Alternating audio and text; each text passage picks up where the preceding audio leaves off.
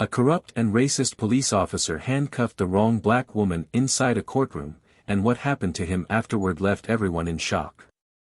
He thought she was just another black woman sitting in the wrong section of the courtroom. Another face he could profile, dismiss, dominate. She was seated quietly, composed, observing a trial that wasn't hers. Her posture was firm, eyes focused, too focused for his taste. She didn't clap when the prosecutor spoke. She didn't flinch when the defense attorney lied. She didn't whisper, didn't look away, didn't act afraid. That alone made her a problem in his eyes. Authority like his didn't like silence, not when it came from black women who didn't bow, didn't shrink, didn't ask permission to exist.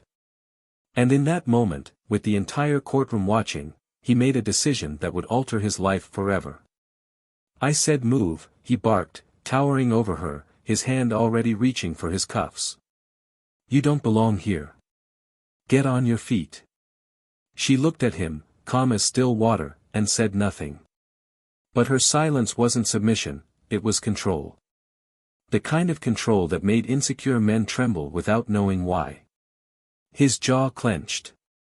He yanked her up like she was nothing, turned her around, and snapped the cuffs over her wrists with a little extra force, like he wanted her to feel it. "You're interfering with a federal process," he announced loudly, making sure everyone heard. "Remove her from the courtroom. She's disrupting justice." The judge tried to intervene, but it was too late. The cameras were already flashing. Whispers filled the room. Someone gasped. Someone else stood halfway up, hesitated, then sat back down. No one moved to help her. Because in that moment, she wasn't a respected citizen. She wasn't even a woman. She was a target, and he'd chosen her in front of everyone. That was the moment her dignity was ripped from her, not by law, but by ego. That was the moment the humiliation began, publicly, brutally, with metal around her wrists and no one to stop it. And she let it happen. She allowed herself to be dragged down that hallway, away from the courtroom, through the double doors, while the weight of injustice wrapped around her like chains. But what the officer didn't know, what the courtroom didn't know, was that the woman he had just humiliated wasn't there by accident. She wasn't attending the trial for emotional support. She wasn't a protester sneaking into a government building. She was the government. She was a federal agent, planted there for weeks as part of a covert internal investigation, and every second of what had just happened had been recorded. Not just by the security cameras, but by her own equipment, embedded in her clothes, her earrings, her pen. And that officer? He wasn't just a bully with a badge, he was the final piece in a puzzle she'd been building for months. For weeks, she had studied him, his patterns, his language, the way he smiled when he got away with breaking protocol, the way his reports always seemed to miss just enough information to stay safe but never enough to be questioned. He was the officer no one confronted. The one who made young black defendants shake just by walking in. The one who always got his way in court because he knew which judge owed him a favor. The one who had secrets. She had been hunting him. And now, after being publicly humiliated in front of the very system she was trying to protect, she had everything she needed. 3 days later, that same courtroom was packed again. Same judge. Same press. Same observers. But this time, the officer wasn't standing by the bench. He was standing in front of it. Not with a gun at his side, but with his hands nervously clutching the hem of his jacket. His smile was gone. His confidence drained. The bailiff called for silence. Cameras zoomed in. The judge cleared her throat. And then the courtroom doors opened. And she walked in. No cuffs. No hesitation. Just purpose. She walked straight to the center of the courtroom, looked him dead in the eyes, and reached into her coat. The room held its breath. From her inner pocket, she pulled out a badge. Then a sealed envelope. Then a copy of the footage. The judge nodded.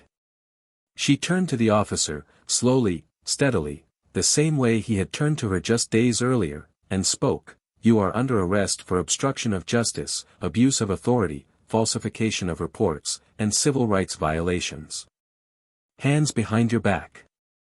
The silence that followed was louder than any words. The same people who had stayed quiet before were now on their feet. The same cameras that had caught her humiliation were now catching her redemption. The same officer who had used his power to shame her was now powerless before her. But this isn't just a story about justice. This isn't just a takedown of one corrupt man. This is about something deeper, about how quickly people judge a black woman in a space of power, how fast a system is to turn on her, how easily silence becomes complicity. Because while the courtroom applauded, while justice seemed to be served, something else lingered in the air, a question. A deeper, more haunting question. Why did it take her being someone important for people to care? And what would have happened, if she wasn't? Before we dive into today's story, we want to make one thing very clear: here at Plow of Twist, we stand firmly against any form of racism or discrimination. We believe in justice, dignity, and the power of truth. To every black viewer watching this, your voice, your story, your presence matters. You are not alone. Enjoy this powerful story, and if you're new here, don't forget to hit that subscribe button and support content that stands for something. Now, let's begin. Detroit, Michigan, had always been a city of contradictions. Grit and soul. Struggle and survival. Its skyline spoke of old industry and quiet resilience, a place that birthed legends and buried dreams in the same breath. On its streets, the weight of the past hung thick in the air, blending with the noise of the present, police sirens wailing through tired neighborhoods, motor oil soaking into cracked concrete, and the low hum of conversations that always seemed to carry more truth than the headlines ever could. In this city, justice was complicated. And for a woman like Camille Warren, justice was never abstract, it was personal, visceral, a fire inside that refused to be put out. Camille had grown up not far from the courthouse where everything would later unravel. Raised by her grandmother in a modest brick duplex on the east side, she was the kind of girl who didn't speak unless she had something to say. Sharp-eyed, always watching, even when adults assumed she wasn't paying attention. Her mother had died when she was 8, taken too early by a system that failed her, a bad reaction to medication in a public hospital that dismissed her pain until it was too late. Her father, consumed by his own grief, drifted into silence, then into absence. But Camille stayed grounded. Her grandmother, Miss Evelyn, made sure of that. Miss Evelyn didn't believe in shortcuts, in excuses, or in letting the world define you before you defined yourself. "Don't just survive, baby," she used to say, pressing Camille's hand between her calloused fingers.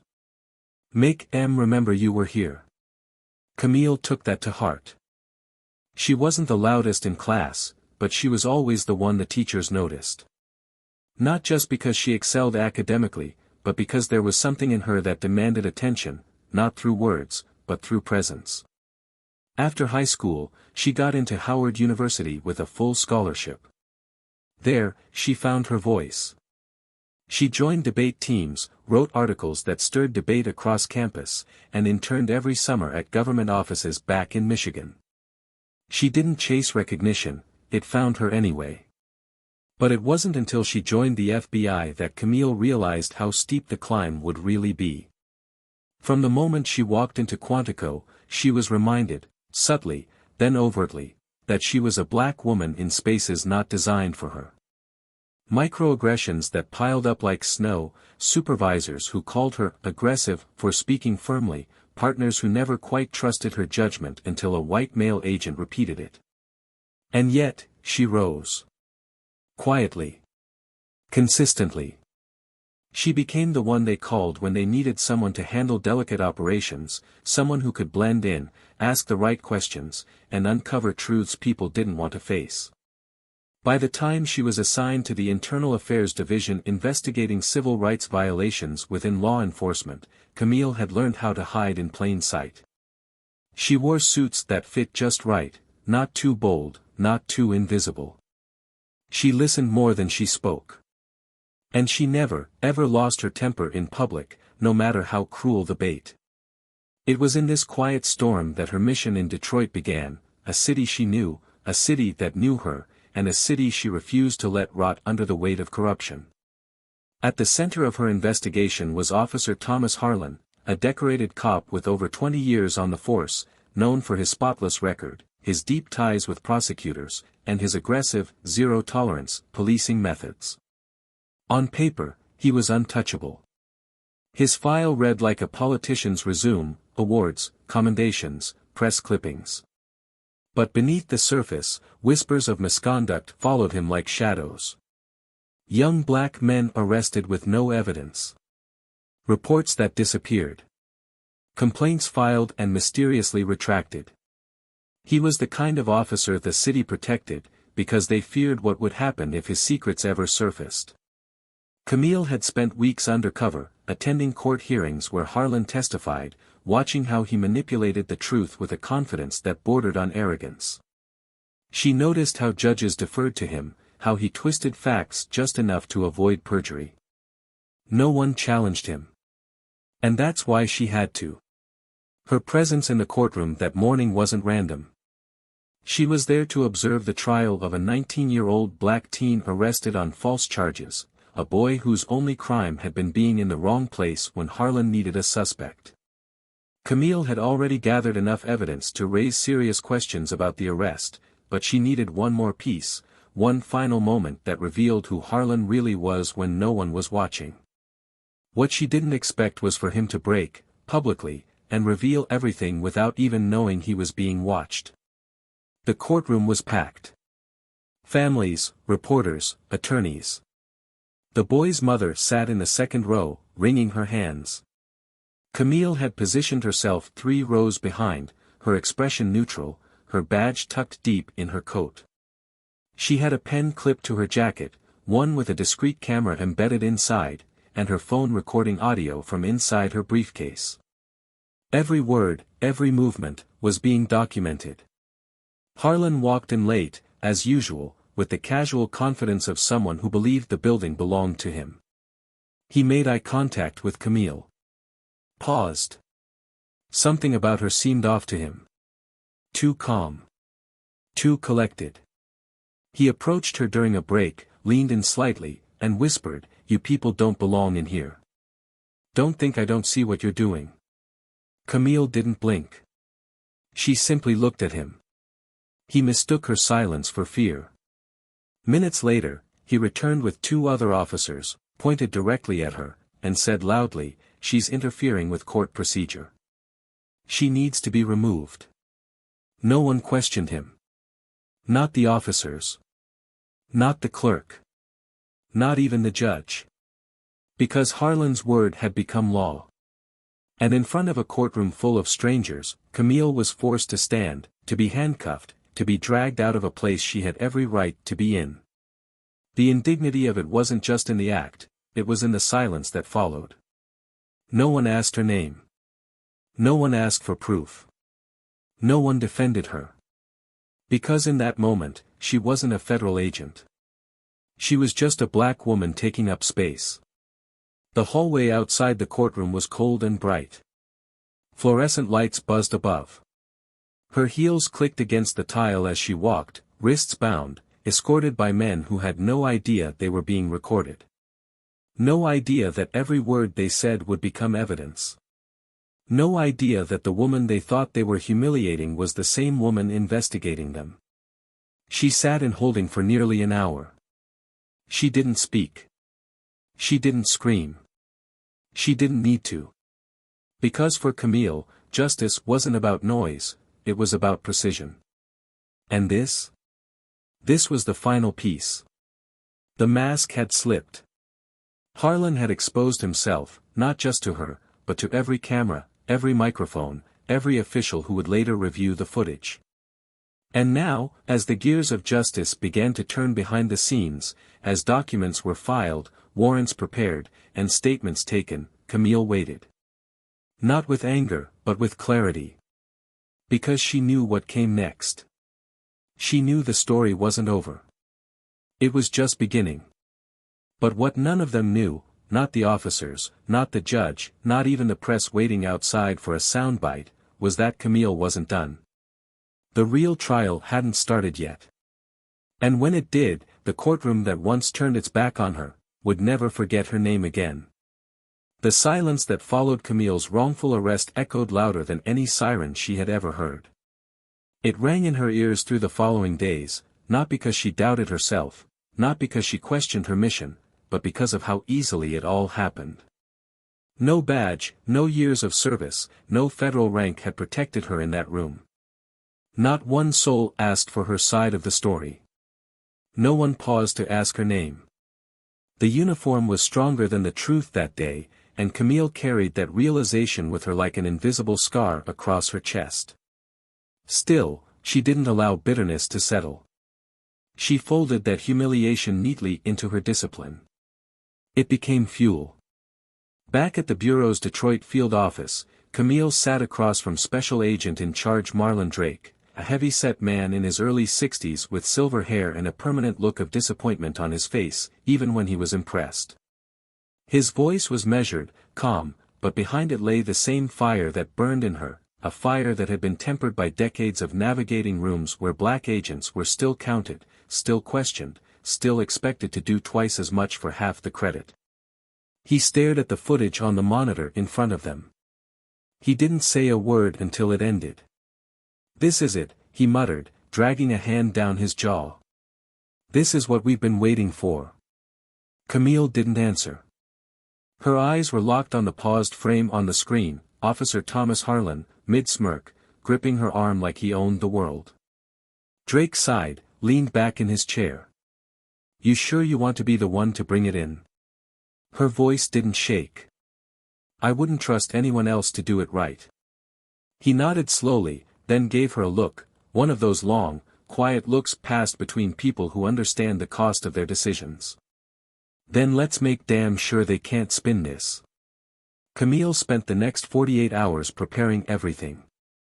The footage was authenticated, backed up in 3 secure servers. The charges were organized: unlawful detainment, obstruction of justice, falsifying reports, multiple civil rights violations, and internal corruption spanning over 7 years. She cross-checked every name connected to Harlan's arrests, every case that had the faintest whiff of misconduct. And as she worked, something deeper began to surface, a pattern so disturbing it twisted her stomach. Harlan wasn't just a rogue cop. He was protected, enabled, and rewarded by the very system meant to hold him accountable. One afternoon, she sat down with Darren Shaw, a public defender whose clients had frequently crossed paths with Harlan. His office was cluttered, the air thick with the scent of old paper and burnt coffee. He looked exhausted, his eyes lined with years of battling unwinnable cases, but when Camille laid the files on his desk, something shifted in him. "You're telling me you got this all on record?" he asked, flipping through pages. "I got more than that," she replied, her voice steady. "I have a full sequence of behavior, a profile of intent, and now, undeniable proof." He looked up, disbelief softening into something like hope. "You're gonna take him down, aren't you?" Camille didn't blink. "I'm going to take the whole damn wall down." Back at the courthouse, news of the incident had started to circulate in whispers. No official statements were made, but murmurs filled the corridors, about a woman being dragged out, about the possibility of a lawsuit, about whether or not Harlan had gone too far this time. Of course, none of the whispers reached Harlan himself. He moved through the building as he always had, chest out, chin up, speaking with that smug familiarity reserved for men who'd never been challenged. But occasionally, he caught people looking at him a little longer than usual. A flicker of doubt in their eyes. A pause in their greeting. And that made him uneasy. Camille returned to the courtroom 2 days later, not in cuffs, not in silence, but in an official capacity. She wore a sleek black suit, FBI credentials visible, flanked by 2 agents who respected her enough to walk 1 step behind. The bailiff nearly choked on his coffee when he saw her. The same one who hadn't said a word during her arrest. Now, He scrambled to stand. You're back, he stammered, eyes darting to the badge. Agent Warren, right? She didn't return his nervous smile. That's right. I'll need access to court logs from the past year. And tell the judge I'll be sitting in again, this time, officially. She didn't look for Harlan. Not yet. Her presence would do enough damage for now. And it did. The moment he saw her walk in, standing tall and untouchable, something in his posture changed. He tilted his head, narrowed his eyes, and for the first time in a long time, he looked uncertain. Later that afternoon, Camille met with the district attorney. A white woman named Eleanor Bryce, known for her tough stance on crime but often criticized for looking the other way when it came to police misconduct. Camille handed her the folder of evidence, thick, damning, irrefutable. This isn't a request, Camille said, voice cold. It's a courtesy. You can open the investigation yourself or watch it unfold on the evening news. Bryce opened the folder and scanned the first few pages. Her lips tightened. You realize what this means, don't you? You're going after one of the most visible officers in this city. I'm going after a man who thinks he's above the law, Camille replied. There's a difference. Bryce didn't respond right away. When she finally spoke, her tone had softened, not from sympathy, but from understanding. I'll review it. But if we do this, it has to be airtight. No cracks. It already is, Camille said, standing. All I need now is a court date. That night, Camille sat alone in her apartment. The city lights glowed outside her window, painting golden reflections on the hardwood floor. She stared at the wall across from her, where she'd pinned case files, photos, names, a web of truths waiting to be revealed. She thought of her grandmother. Of the hospital room where her mother had died. Of every time she had walked into a room and been underestimated, overlooked, silenced. And then, she thought of the courtroom, of the cuffs, of the silence, of the way no one stood for her. But they would. The next morning, she received a message, the case had been approved. A date was set. Witnesses were being called. Media requests were already piling in. The wheel had turned, and it was moving fast. At the courthouse, Camille walked past Harlan in the corridor.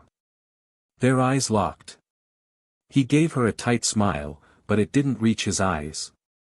You must think you've made a big move, he said under his breath. She tilted her head slightly, met his gaze without blinking. I haven't made my move yet. She walked away without waiting for a response. Harlan stood there, shoulders stiff, jaw tight, watching her fade down the hallway. Outside, a storm was building. Protesters had started gathering in small groups, signs in hand, demanding justice, asking questions about accountability. Reporters stood at the courthouse steps, cameras ready, mics outstretched. The city was waking up. And Camille knew, this wasn't just about her anymore.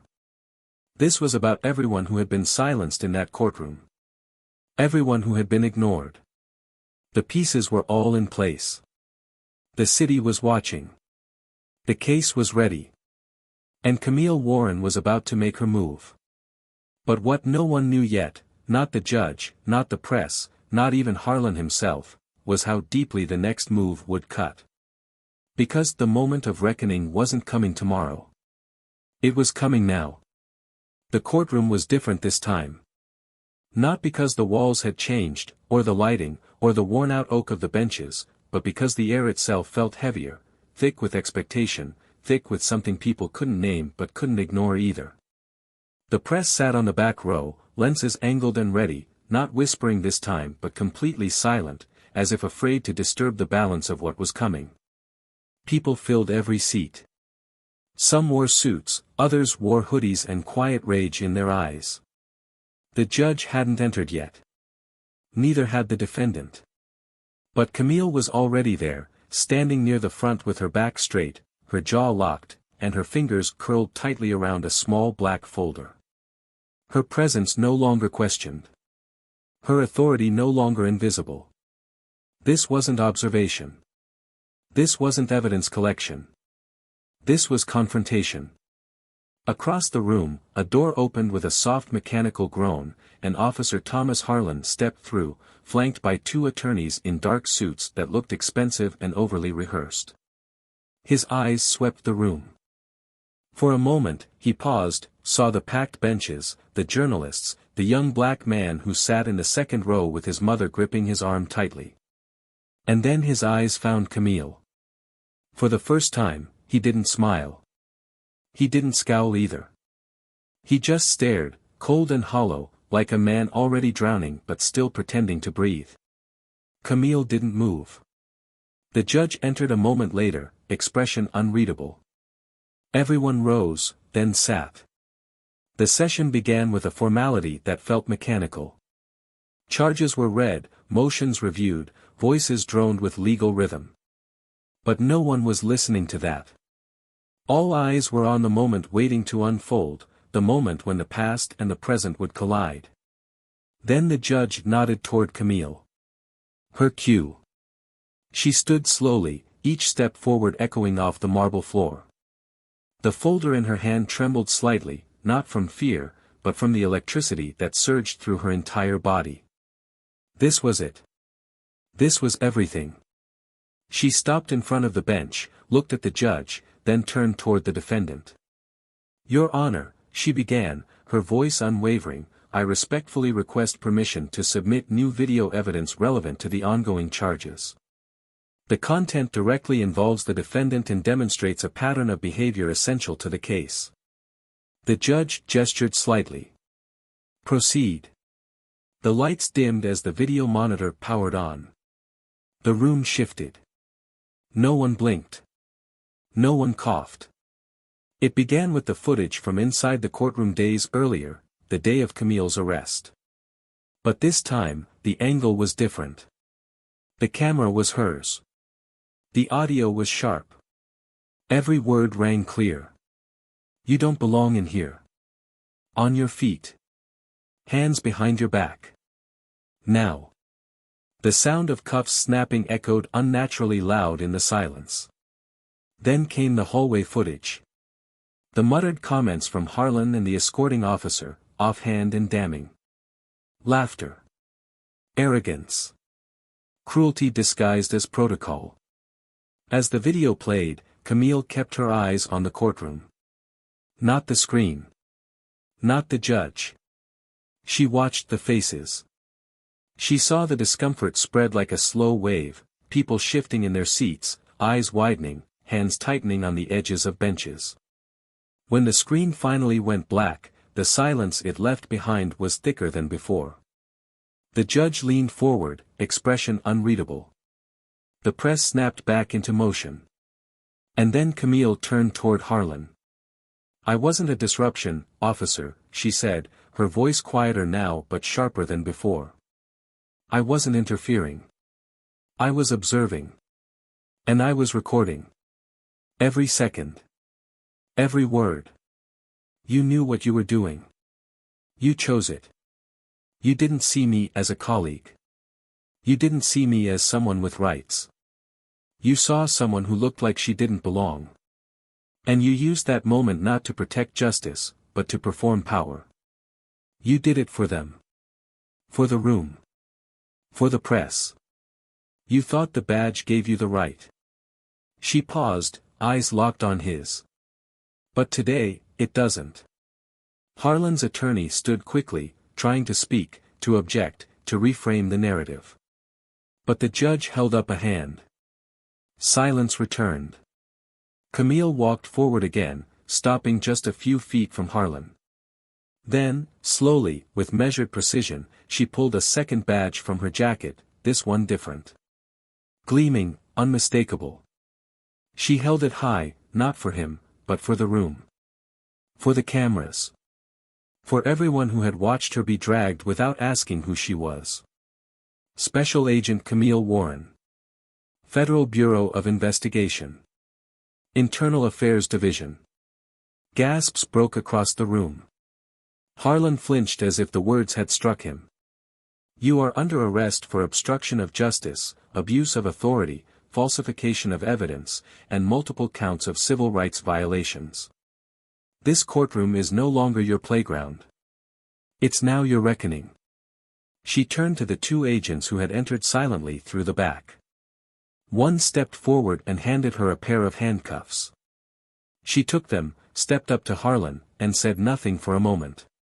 Her eyes searched his face, not for remorse, not for regret, but for acknowledgement. He opened his mouth as if to speak, then closed it. Finally, he whispered, "You think this will change anything?" Camille leaned in slightly. It already did. Then she turned him around and, without hesitation, cuffed his wrists. The courtroom erupted, not in chaos, not in outrage, but in stunned, reverent awe. The same judge who once sat silent now gavelled for order, her voice trembling. The press exploded into a flurry of flashes and voices.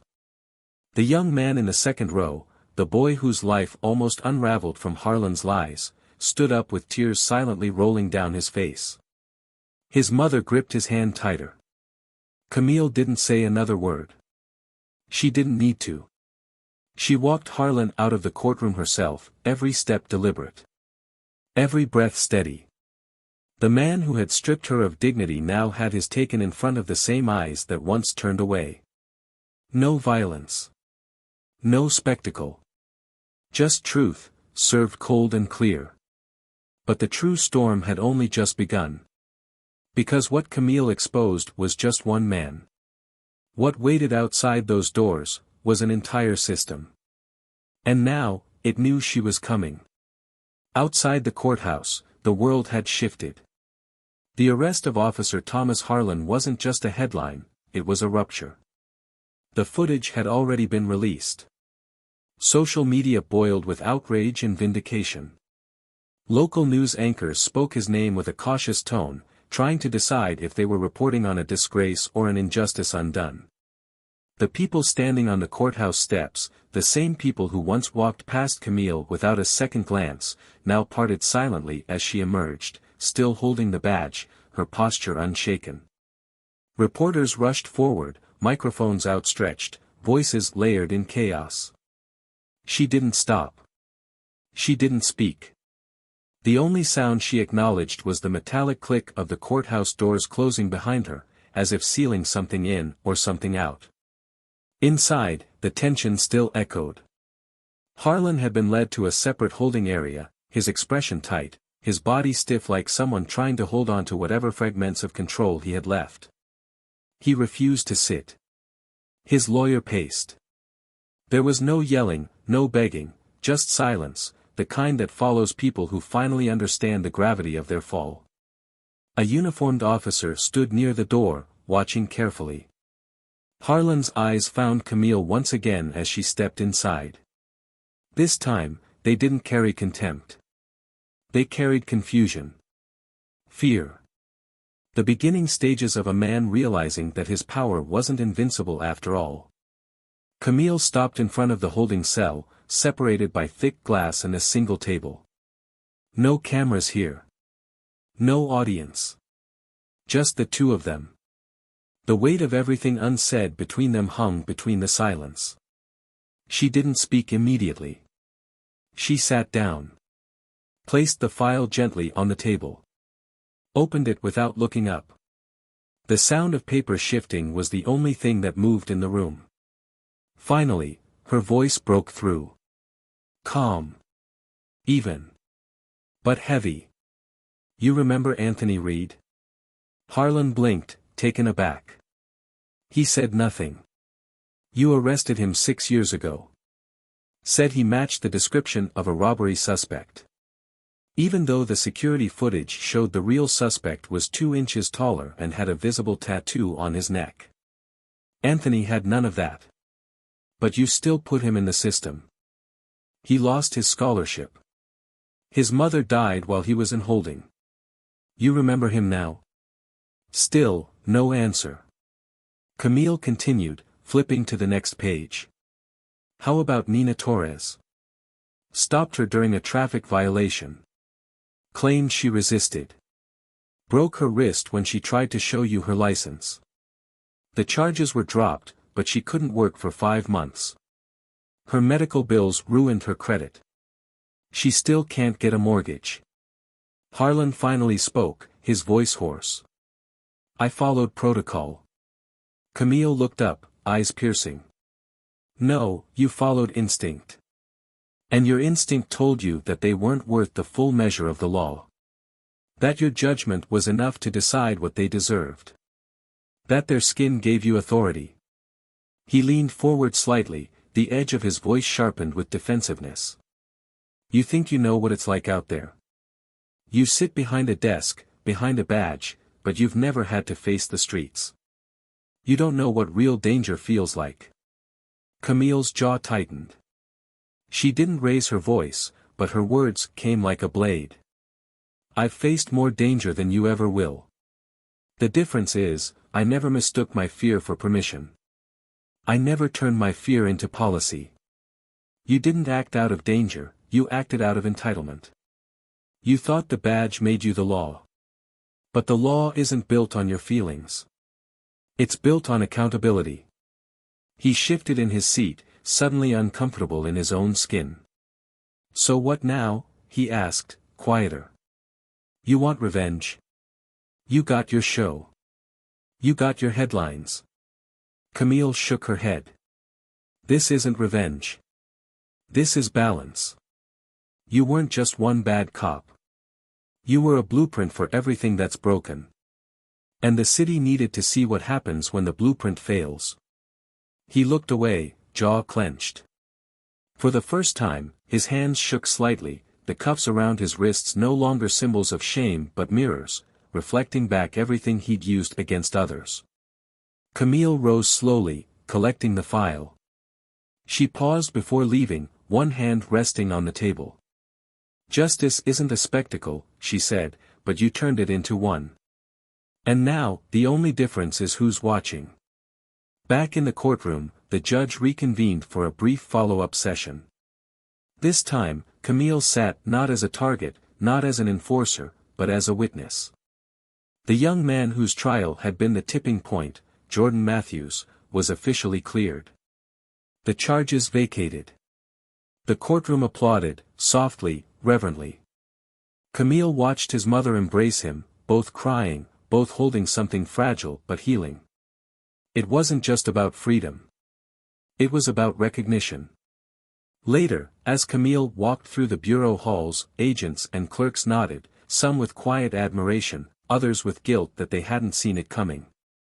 Agent Marlon Drake met her near her office, hands in his pockets, his tired eyes more alive than they'd been in months.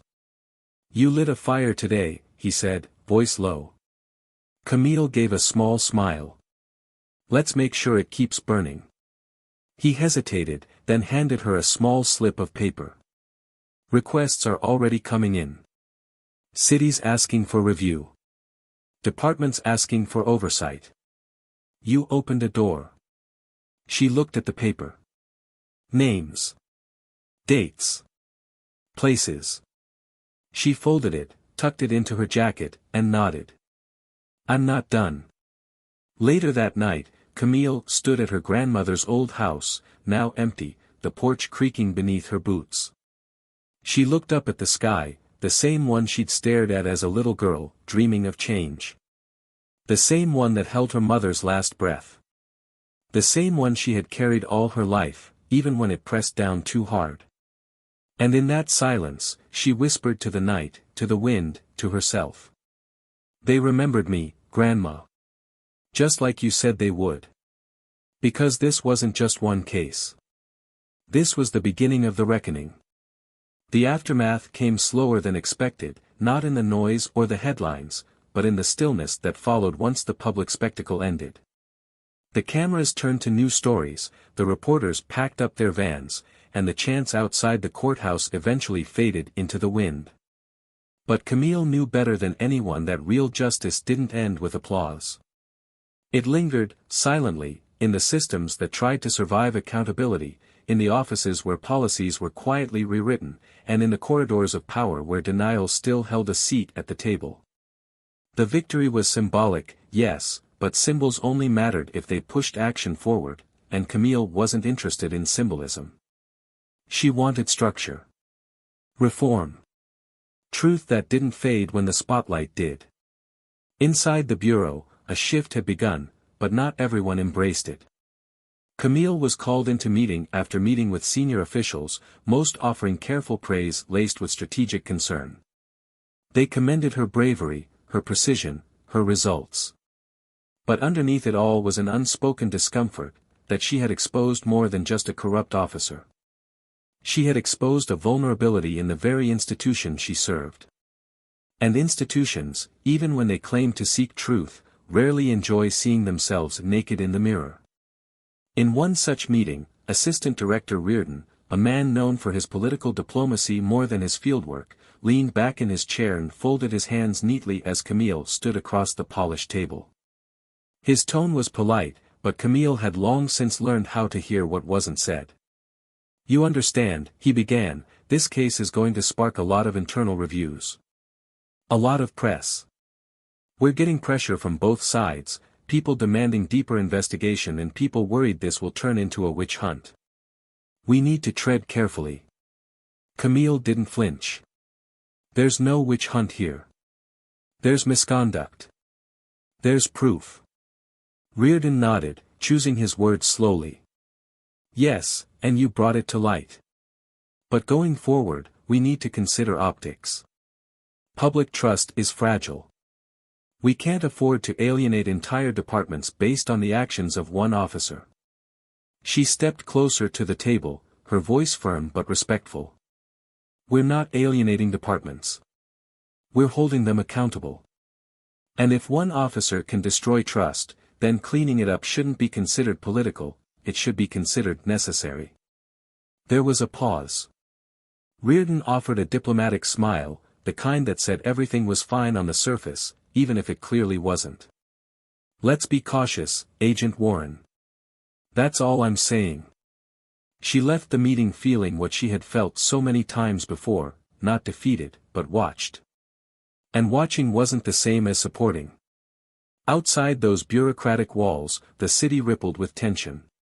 A community that had grown numb to injustice was now awake, but awakening didn't mean healing. With Harlan arrested and pending trial, other names began surfacing, officers with questionable reports, closed cases reopened, a flood of phone calls from victims who thought no one would ever believe them. Camille and her team were overwhelmed, and though she welcomed the pressure, it forced her into a complicated position. There weren't enough resources. Not enough agents. Not enough hours in the day. And each case came with its own pain, its own trauma, its own reckoning. She started receiving letters. Dozens of them. Handwritten notes slid under her office door, voicemails from numbers she didn't recognize, emails from families she had never met. Some thanked her. Others begged for help. One letter, from a man serving a life sentence, simply read, "I don't expect freedom, but I want the truth to be known. Thank you for reminding me it still matters." Camille carried these voices with her. She couldn't sleep some nights. Not from fear, but from the weight of knowing how many more were still buried under silence. She worked late. Missed meals. Her colleagues noticed, but no one stopped her. Not because they didn't care, but because deep down, they knew she was doing what they couldn't, what many had avoided for years. One evening, she met with Jordan Matthews and his mother privately. It wasn't official business, just something she felt compelled to do. They sat at a small cafe near the river, far from the courtroom and its ghosts. Jordan's eyes still carried shadows of the ordeal, the disbelief, the shame, the residual anger. But he looked stronger now, more grounded. His mother held his hand throughout the conversation, occasionally nodding, occasionally wiping away tears that came unannounced. Jordan looked at Camille after a long pause. "How did you know? How did you see what everyone else didn't?" Camille stirred her coffee slowly before answering. Because I've lived it. Different form.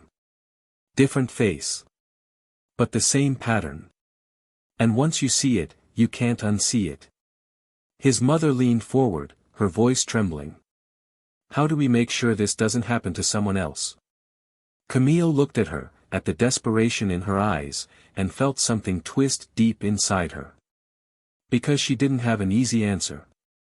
There were systems, policies, reforms, but none of it stopped a man with power and bias from making a decision that could change or end a life.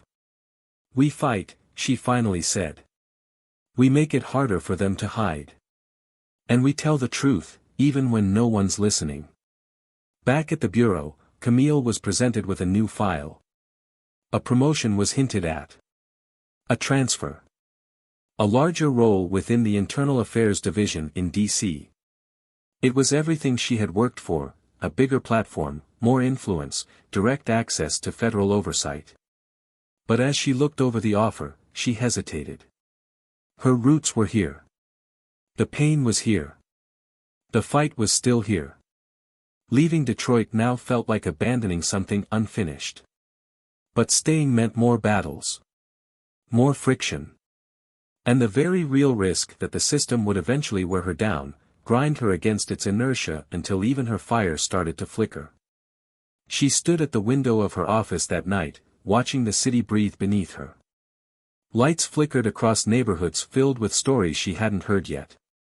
Children who would grow up learning what justice meant not from textbooks, but from who showed up when no one else did. Camille knew the hardest part of the fight wasn't exposing the truth. It was staying in the ring long enough to make sure it didn't disappear.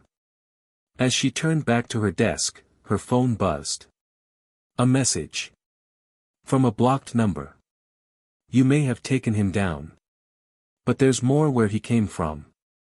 Be careful who you think your allies are. She read it twice, then deleted it. Not from carelessness, but because fear would not dictate her steps. But it was a reminder, the exposure of Harlan had cracked something open. And there were those who wanted it sealed again. Camille had to decide what her next move would be. Continue to investigate the ripple effects, dive deeper into the officers who had protected Harlan, who had signed off on falsified reports, who had stayed silent while others suffered, or accept the promotion, take the fight to a national level, try to reform the system from higher up. Each choice came with its own cost. And now, she wasn't just a federal agent. She was a symbol. And symbols were powerful. But they were also targets. The morning after the message, Camille stepped into her office with a different kind of tension pressing against her chest. It wasn't fear. It was the awareness of the eyes watching her, the silence in hallways that used to buzz, the quick glances from colleagues who didn't know what to say now that she had become something more than just a name on the agency roster. Some admired her. Some feared what she represented. Others simply wanted to avoid the weight she carried. But Camille wasn't looking for comfort. She was looking for what came next.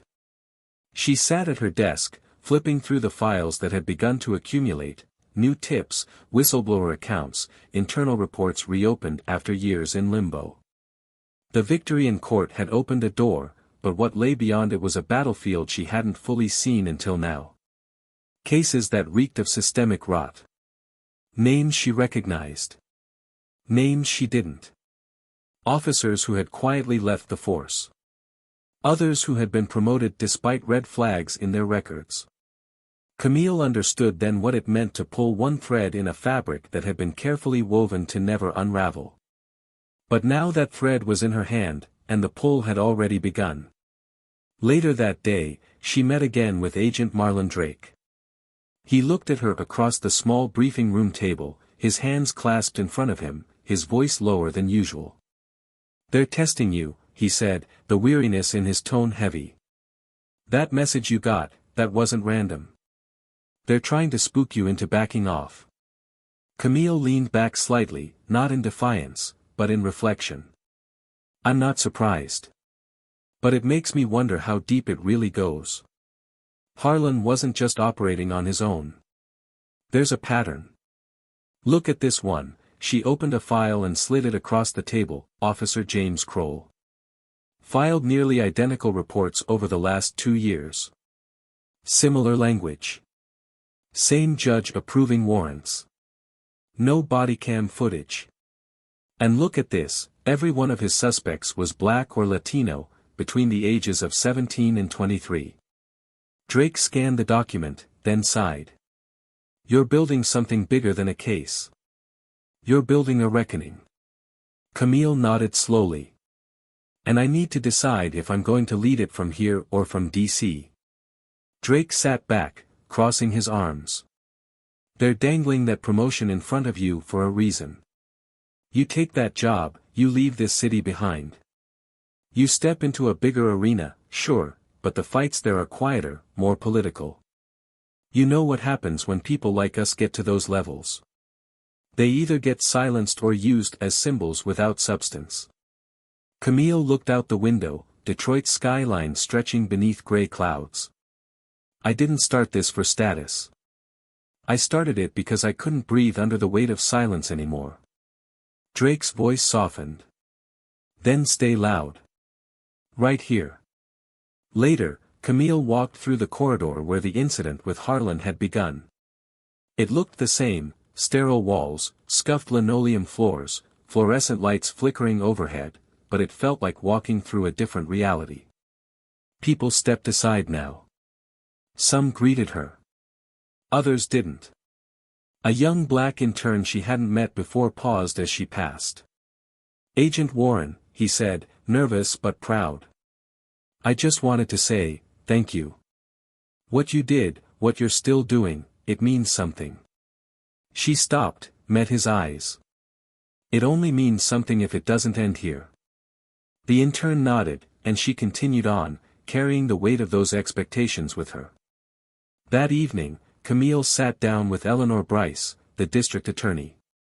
They met at a quiet restaurant off the river, away from the scrutiny of government buildings. Bryce had always been careful with words, but tonight there was less polish in her voice. She sipped her wine slowly, then spoke with the heaviness of someone trying to find the line between truth and diplomacy. You know the city's shifting, she said. There's pressure coming from the state, and pressure from within. The mayor's office wants this cleaned up fast, they're worried about re-election, about perception. Camille didn't flinch. This isn't about perception. This is about people's lives. About a system that's been allowed to do whatever it wants without accountability. Bryce nodded. I know. But here's the thing, if you go after more names, especially the ones being whispered now, you're going to find yourself up against people who don't play fair. They'll leak stories about you. They'll question your motives. Your methods. They'll find something, anything, to turn the conversation away from what you're exposing. I'm ready for that, Camille replied quietly. Bryce leaned in, voice low. Are you ready to do it without backup? Camille met her eyes. I don't need backup. I need access.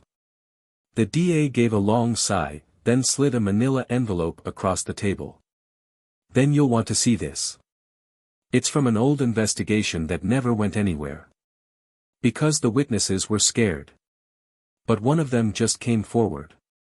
Said your case gave him the courage. Camille opened it slowly. Inside were reports, statements, timelines, all pointing to a small circle of officers who had manipulated arrest records, planted evidence, and coordinated with a local judge to streamline guilty pleas in exchange for efficiency bonuses from state contracts. It was deeper than she thought. Dirtier. And it wasn't over. Later that night, Camille returned home and sat in the dark for a long time. No music. No TV. Just the distant sound of traffic outside her window and the echo of everything she now carried. The dilemma pulled at her: accept the promotion, step into national influence, potentially enact broader reform, or stay in Detroit, fight from the ground up, and keep the pressure exactly where it was beginning to break through.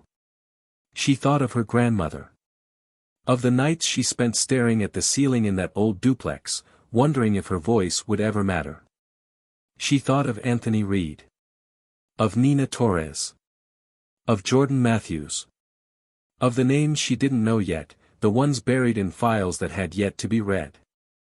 She reached for the envelope on her table. Held it for a long moment. Then placed it next to the others. Her decision wasn't just about strategy. It was about responsibility.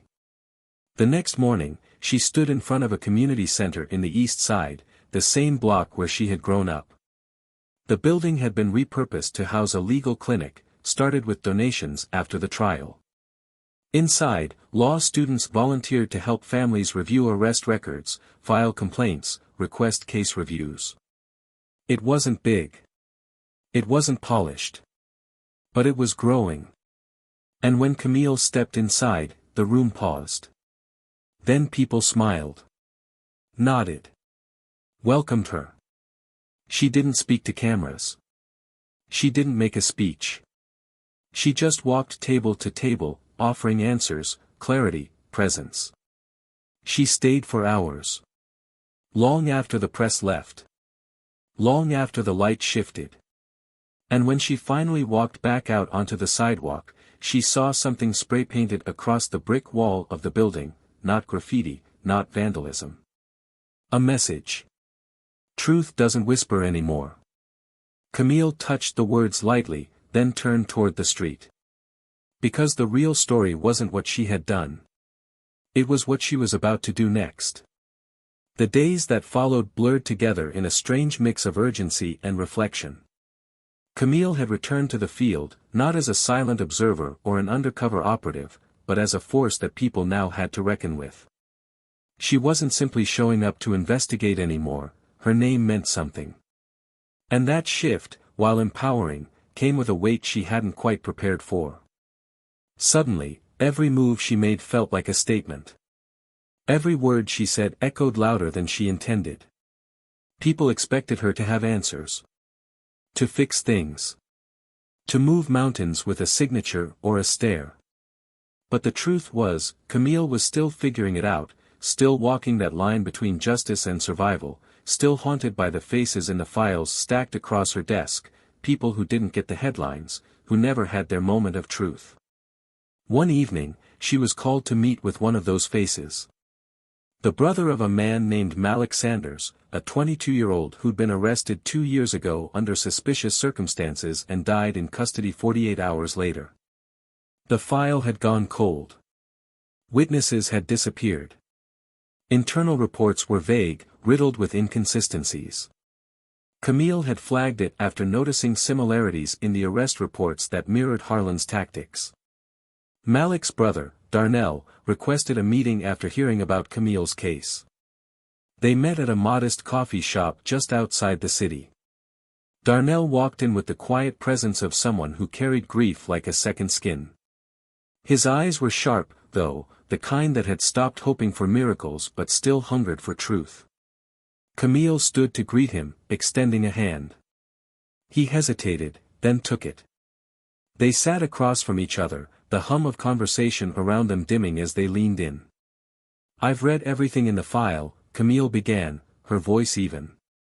"But I need to hear it from you. I need to know what you saw. What you remember." Darnell exhaled slowly, rubbed his hands together like he was trying to warm them, even though the room wasn't cold. "They said Malik was resisting. That he got violent. But my brother wasn't like that.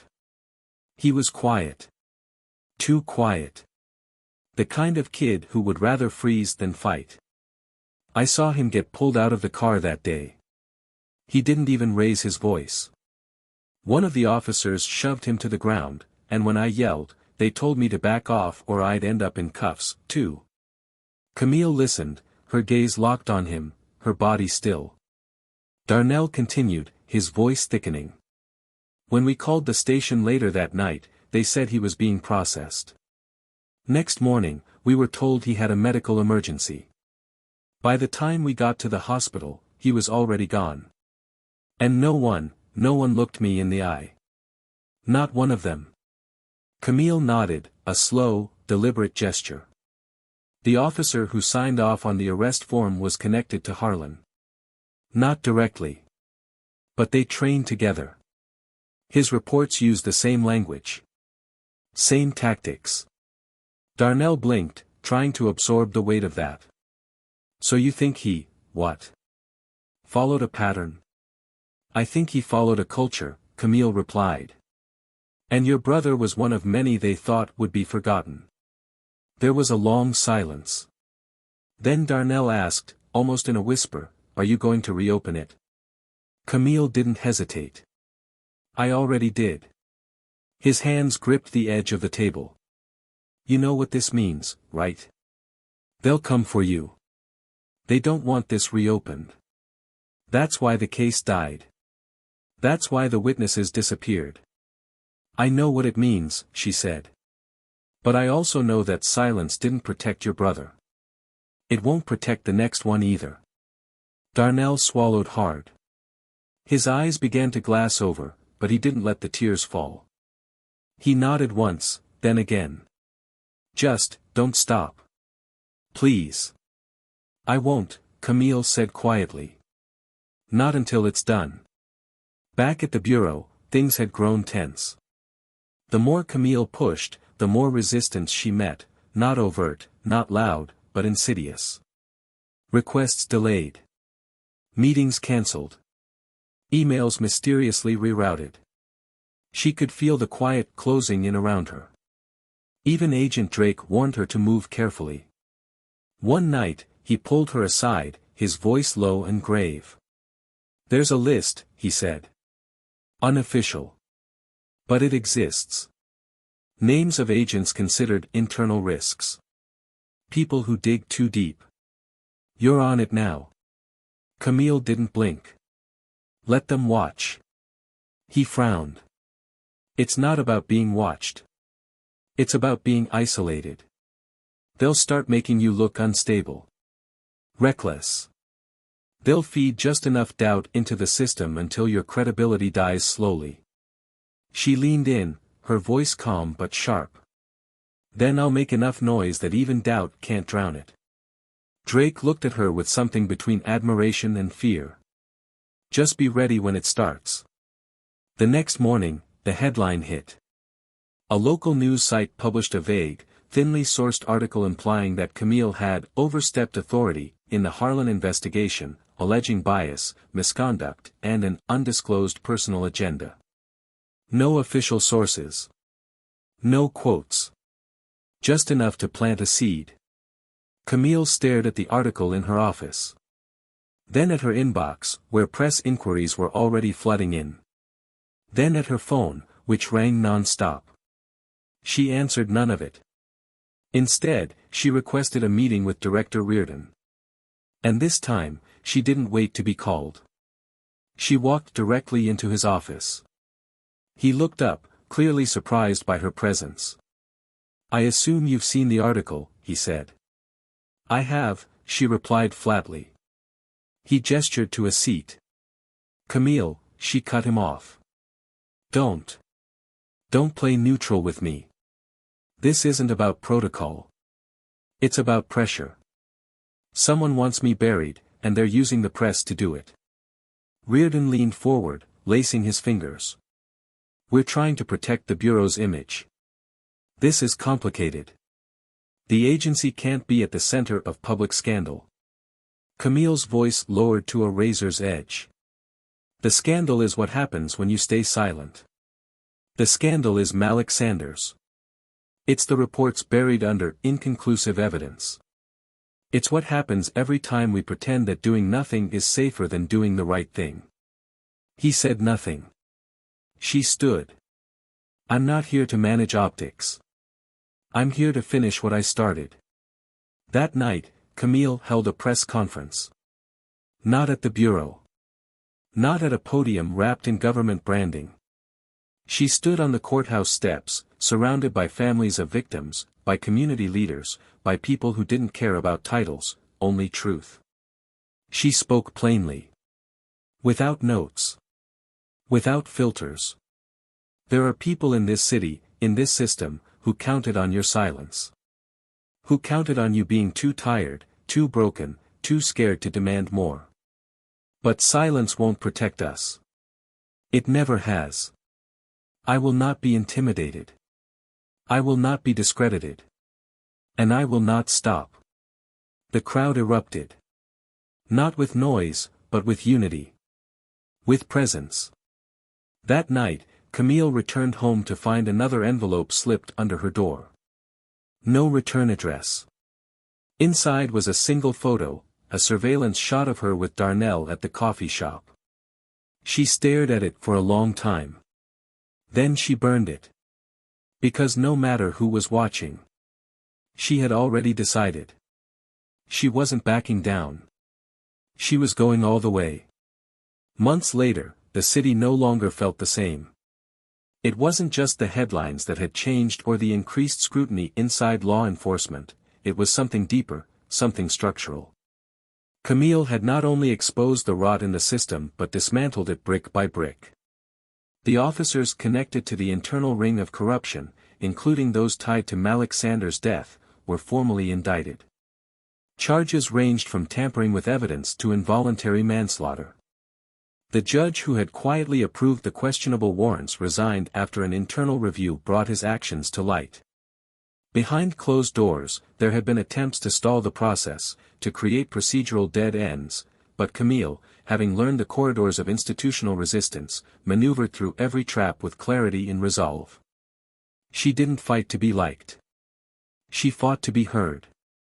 And now, her voice reverberated through every corner of the city. The federal offer remained on the table for weeks. Camille ignored it.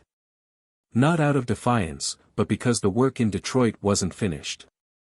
The legal clinic she'd helped expand on the East Side had grown into a full-time justice initiative with real funding, staffed by young attorneys who believed in people, not politics. Community members were being trained to serve as legal advocates in their own neighborhoods, creating something the system had long failed to deliver: accessibility. It was no longer just Camille fighting the system. She had started a chain reaction. And the people had picked it up for themselves. Darnell, once broken by his brother's death, now stood at the forefront of a civilian oversight board working alongside the city to implement reforms that once seemed impossible. He gave public speeches, consulted with policy makers, and carried Malik's story as both memory and mission. The first time he stepped into the precinct that once denied him answers, it wasn't as a grieving sibling. It was as a representative of justice. And this time, they looked him in the eyes. As for Harlan, his trial became one of the most publicly followed cases in the state. Despite multiple legal maneuvers from his defense to suppress the footage and question Camille's credibility, the evidence stood strong. The jury returned a unanimous guilty verdict on all counts. He was sentenced to 25 years in federal prison. But perhaps the most poetic moment came during the sentencing, when he was given the chance to speak. The courtroom waited, breath held, for a glimpse of remorse or realization. But Harlan remained silent. And it was Camille's presence in that room, calm and composed, that spoke louder than anything he could have said. The same woman he once tried to erase had now defined the narrative of his fall. Justice didn't need his apology. It had already been served. The Bureau made quiet changes, too. New oversight protocols. Required bias training. The whispers of resistance still existed, but the silence that once protected misconduct had been shattered. Camille's name became synonymous with reform. But she refused to be deified. In every interview, she redirected the spotlight toward the community. Toward the survivors. Toward those who were never meant to be heard but demanded it anyway. One morning, Camille stood at the steps of the same courthouse where it all began, but this time, the setting was different. A mural had been painted on the far wall, a massive, vivid portrait of resilience, made from hundreds of smaller photographs submitted by Detroit residents. Each face told a story. And in the center, without her knowing, the artists had painted Camille's silhouette, not as a symbol of power, but as a reflection of all the people she represented. It wasn't glory. It was truth made visible. That evening, back in her apartment, she sat alone, watching the city lights blink like signals from another world.